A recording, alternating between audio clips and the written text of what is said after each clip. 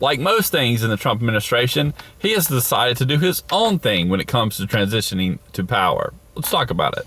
So Trump did make a public promise that he would disclose who contributed to his transition effort. And if you don't realize this, most presidents do a mix of federal and private money to transition to their presidency, to fill thousands of federal jobs. I mean, it's a lot of money.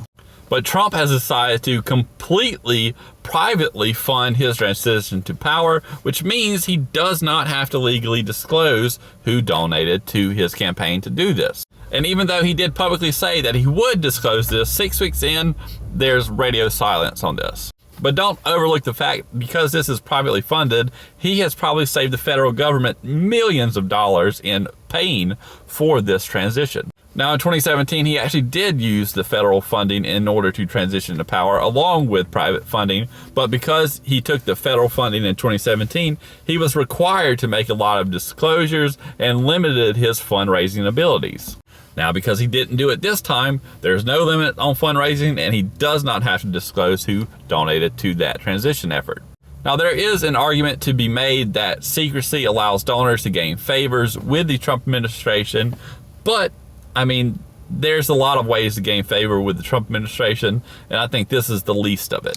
And again, you're saving millions of dollars by having this completely privately funded. And also, donors not wanting their name associated with Trump, even though they may actually support him, is not surprising. I mean, look at Elon Musk. Yes, he's much more vocal and much more out there than most donors would be. But, I mean, you got a 54% decrease in sales in Europe. You have a 12% sales decrease in California for Tesla just because Elon Musk backed Trump.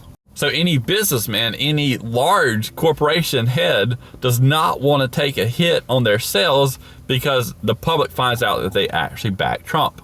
But like I said, he did promise to disclose this. Hopefully he does, because if you promise something, I think you should actually do it.